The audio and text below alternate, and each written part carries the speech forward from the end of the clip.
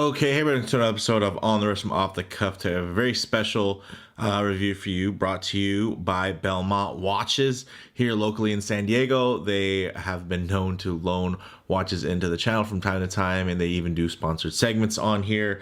So they did lend this one in, so I didn't buy this, no. And of course, it doesn't matter really, regardless of how I get these watches onto the channel. I'm always going to give kind of my own personal take on them. So with that said, Tudor is a brand that was founded actually by Hans Wilsdorf back in 1926, and it was meant to be an affordable alternative to the Rolex brand, and it was, and it was kind of revolutionary at the time because they were actually using a lot of Rolex parts, whether it be the bracelets, cases, crowns, whatnot, and they were just swapping them out for more generic movements like from ETA. So with that, he was able to kind of carve out his own little space. Now, Tudor wasn't always around, wasn't always doing very well, but they were brought back and kind of relaunched, refreshed, and have since kind of evolved into a real competitor within the Swiss luxury market, with very competitive pricing and now even offering its own manufacturer movements. So this is the Black Bay Pro, and it's basically Tudor's take on a great travel and adventure watch. And in terms of a traveler's watch, some key common characteristics and language, you're looking for something around that space. Of course, you want either a GMT or world time function, to where you're able to track multiple time zones with relative ease. These go for $41.50 MSRP if you were to get it brand new, or you can get this one, which is actually new and unworn, from Belmont Watches for $3,700. So quite a savings there. So with all that said, let's go ahead, zoom the camera out, get this piece in hand, and take a closer look. Okay, wow. Now this has been a long time coming. I've wanted to get this watch on the channel so many times, but it seems like every time that Belmont would get one in stock, it would just sell before I could get my hands on it. So I'm glad that, months later that, you can get these now. They're a little bit more available, but I mean, still, this is pretty cool, because if you were to go to a boutique, a lot of times stuff like this will always be sold out and you kind of got to get on a list. The nice thing is about Belmont, of course, if you did want to go check out their, you can go online, and the pictures aren't going to be stock photos. They're going to be photos of this actual watch. Also, if you were to go into their office space, if you were local in San Diego, then you can also check out the watch in person. So that's also very cool. So, another big shout out to Belmont Watches. They are awesome to work with, and I appreciate them supporting the channel. And, with that, I'm happy to kind of course, send a couple shout outs their way when I do get a look. And this is new and unworn. You can see it still has, all the wrappings on it. So I'm not going to take any of that stuff off. It has the plastic underneath, not on the top, which is great. So now we can get a closer look. But in terms of the clasp and everything, all still wrapped up really nicely. So again, I'm not going to touch on that. But what I will touch on is, the watch itself as a whole. So in terms of dimensions, 39 millimeter diameter, which is really great size, and then 14.5 millimeters thick, which actually isn't that thick. It is, I think, obviously it's the side slab style case that makes it appear larger. I will say in person, it is not that large. It's not quite as jarring as you're going to see when you just look at it, just because of the way the proportions are. Again, the scale wise, 14.5 isn't that thick. There are plenty of Seiko divers that are around that, size, thickness, that you don't think, oh, that's some unyielding thing. It's just that Seikos tend to have a bunch of undercuts, or they're going to have cushion cases. This is just that style where it is a side slab. So if the slab is thin, it's thin. If the slab is thick, it's going to appear quite thick. So the mid case itself is thicker than I would, prefer, but the total height isn't that bad at all. So I'll just get that out of the way. Lug to lug, 47.5 millimeters. So still very wearable on the wrist. It does have a boxed double dome sapphire, so very nice. You can see even at harsh angles there. You're going to get minimal distortion. Really, the distortion is just going to be towards the edges of the crystal, but everything else is still very, very nice and sharp and easy to read.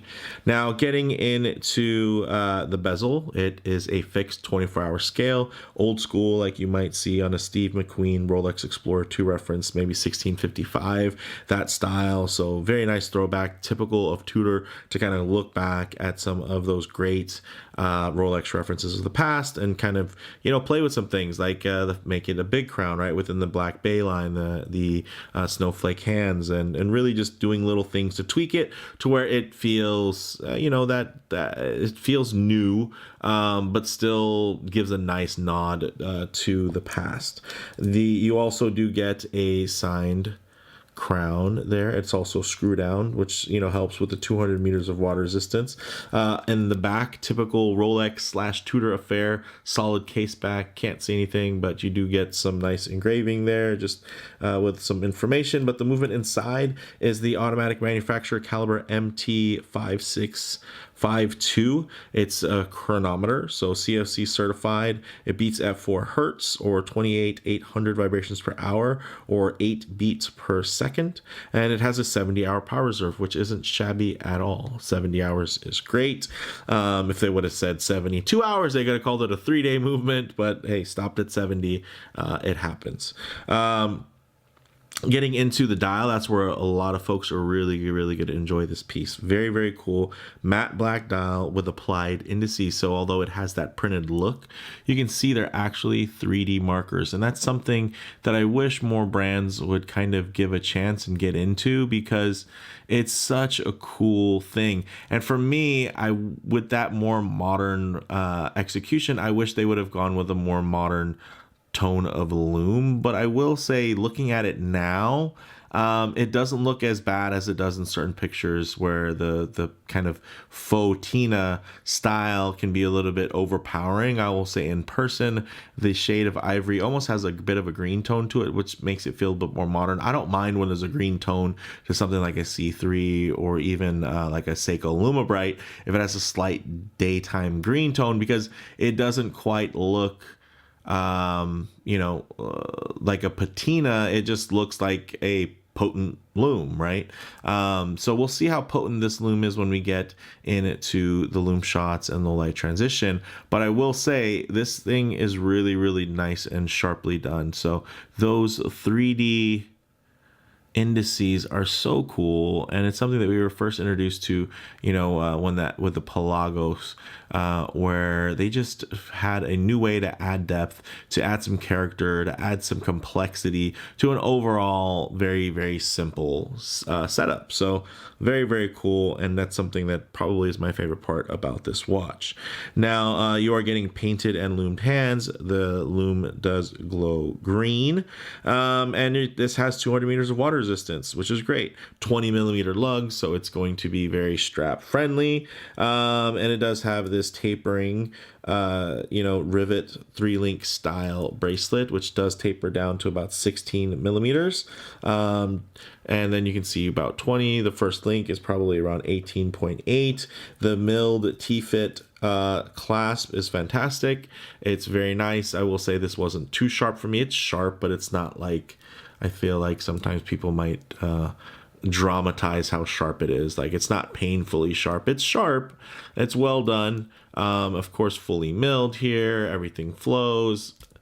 And, this portion right here, people don't really talk about too much, but I mean, that is essentially just pressed steel. But because it's nicely shaped, people don't have too much of a problem with it. So I'm probably within that same camp. But it is just funny how much people can really get on. People really want this milled folding scissor section here.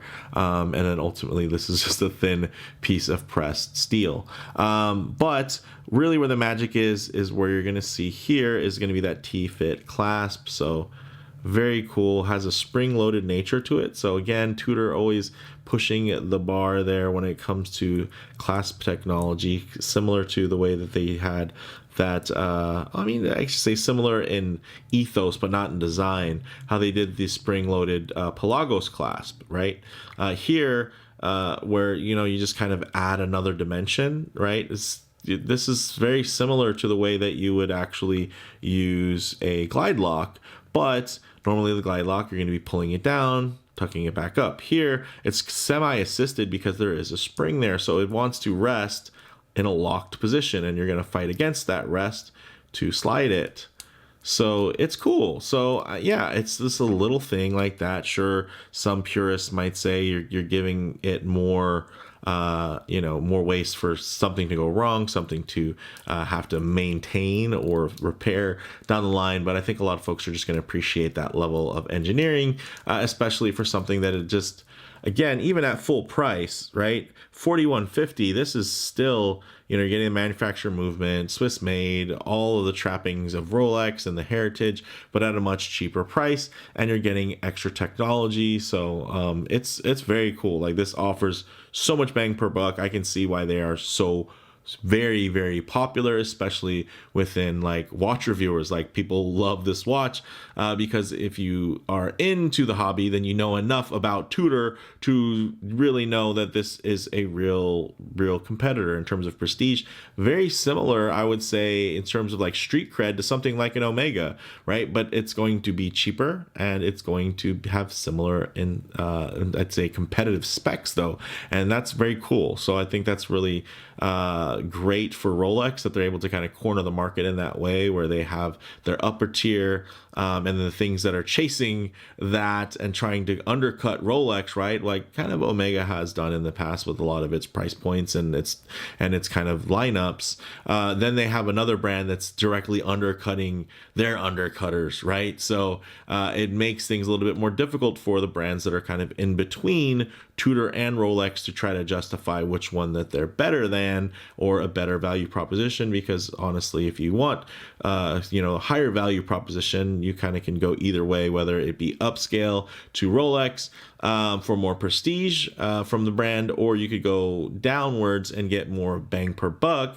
by getting something cheaper but still maintains a lot of those same trappings in terms of Swiss made, the romanticism of Hans Wilsdorf, and everything that goes with the history of Rolex, and just really outstanding marketing, right? In terms of taking certain things and capitalizing on them, and in terms of desirability, iconography. Rolex really are unrivaled when it comes to brand perception.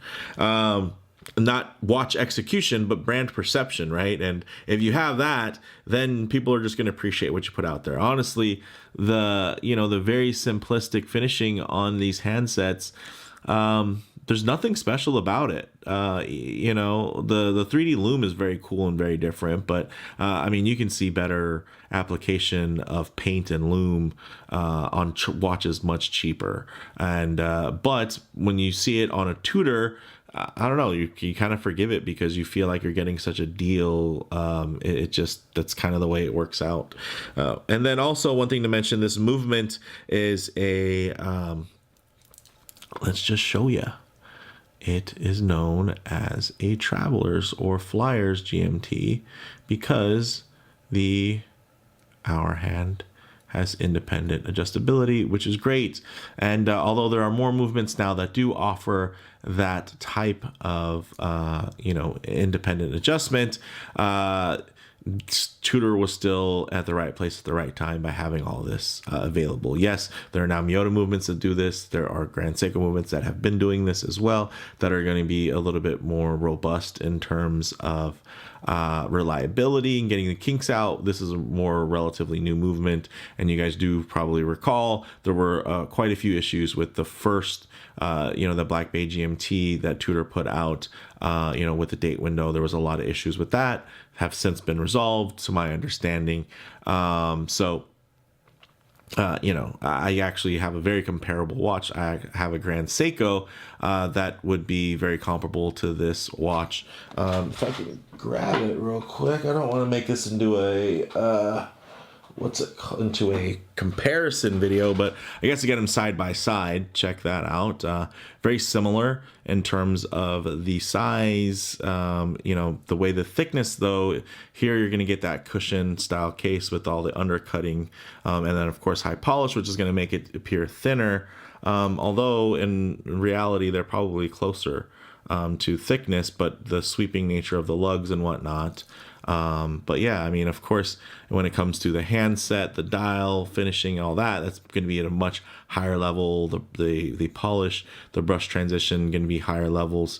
But for me, the reason ultimately why I did choose a Grand Seiko is because this Grand Seiko is meant to be the pinnacle of Seiko, which is a brand that I respect and that I collect.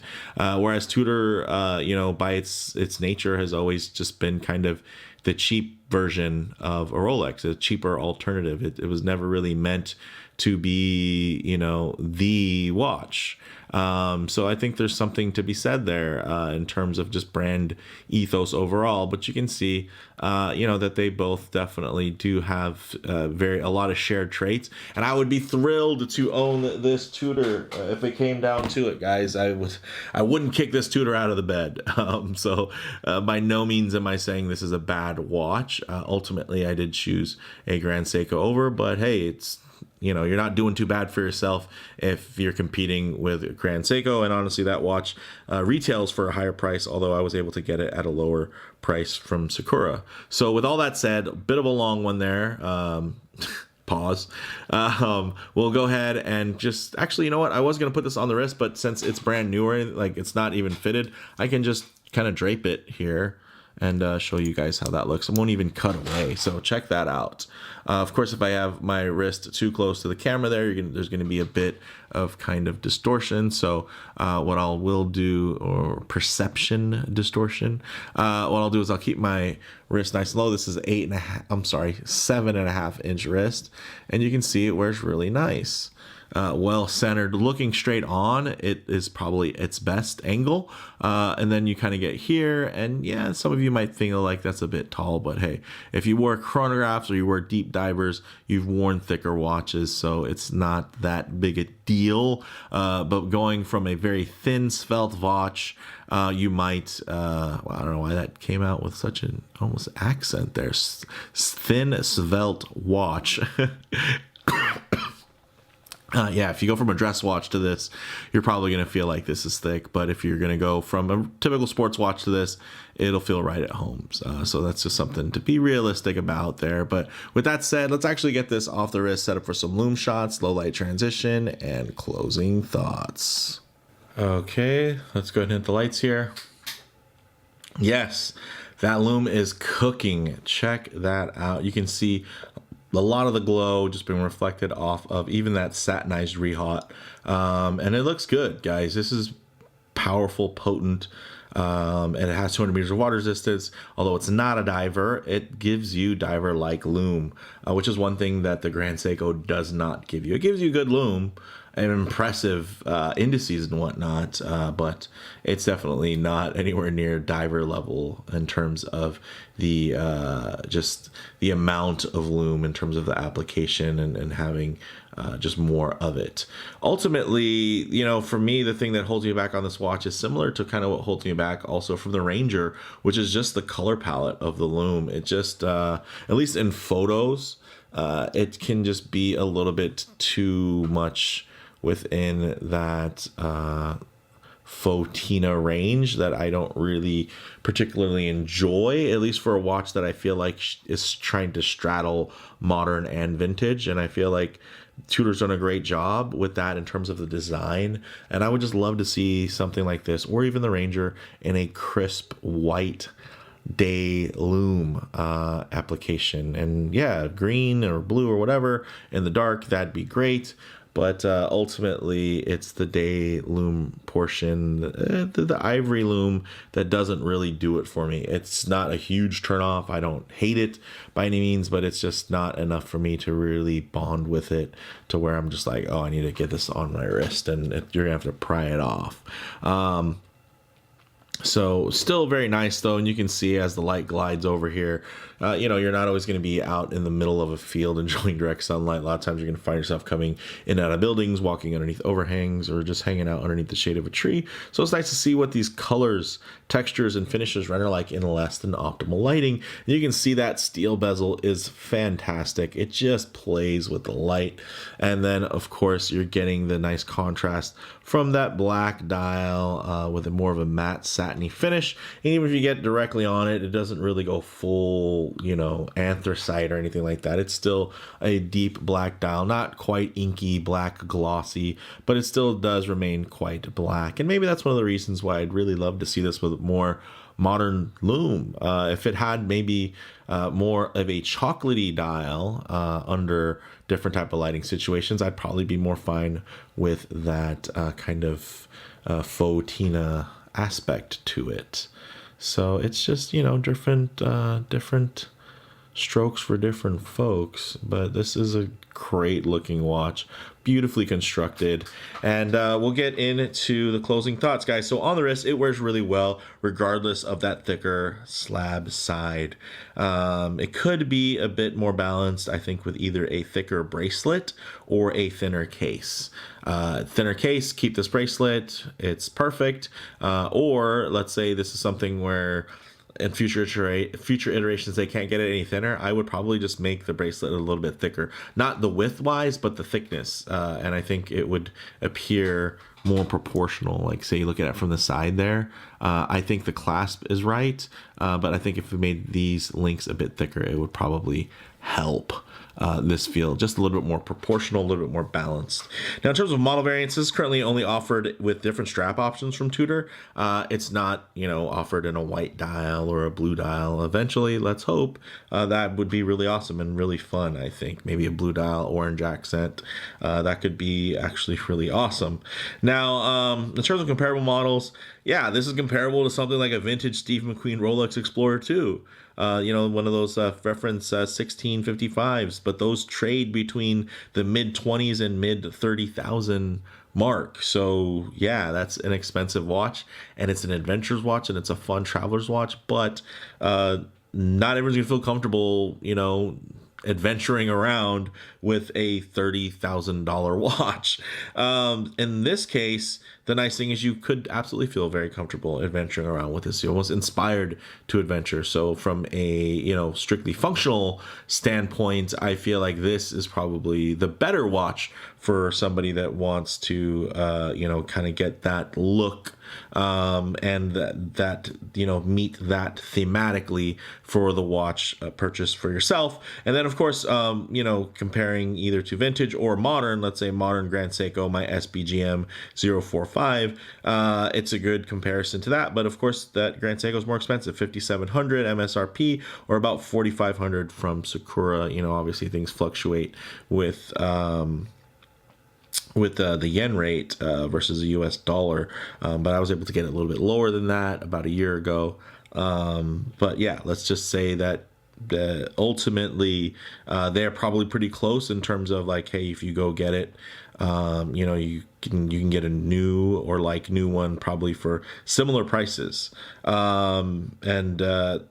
that's just kind of how Seiko, even Grand Seiko rolls. You could typically get them, their MSRP, you can get a bit of a bigger discount. So keep that in mind as well. But ultimately, in terms of the theme, if you want to wear it as a travel watch, this is going to be a great watch to travel with, just like the Grand Seiko would be a great watch to travel with. It's not so overly expensive or valuable that you would be afraid to adventure with it. And then ultimately it's going to be a little bit cheaper, which is cool. And you're probably going to get, depending on what circles you travel in, you may or may not get better kind of street cred by comparison to a Grand Seiko. You never know. So for me, guys, bottom line, while I do wish this was a bit thinner, yeah, I mean, that's the truth. It's still a ton of watch for the money and an extremely safe choice in terms of street cred, kind of that we touched on. No one's going to question why you purchased a Black Bay Pro. No one's pretty much going to question why you purchased a Tudor. You can pretty much buy any Tudor model and people will just be like, oh yeah, you're you're smart, you know about Tudor, right? Like, it's just, that's one of the things. Although when you boil their brand down to the fact that, yeah, they're meant to be a cheaper alternative to something else, it's also the smart alternative in a lot of ways, right? So you're gonna get a lot of praise and a lot of props for having a Tudor, just because it's like, yeah, you're smart. Like, you got Tudor, you're getting basically Rolex at Tudor price, which is cool. And it's a nice kind of feeling to have, and I see that's why they continue to do so well. Yeah, people will just kind of congratulate you on the pickup when they see you with a watch like this, versus if you get something kind of really out there. Even it can be from, like, you know, Zenith or Omega, or just maybe, you know, something just a little bit more unique, let's say. Sometimes there is that question of bang per buck and value proposition, whereas Tudor, you really don't have to worry about that as much, because it's pretty much regarded as just high value. So with that said, let me know what you guys think in the comments below. If you like the video, please like, and if you're already, please subscribe for more content just like this. Thanks, guys.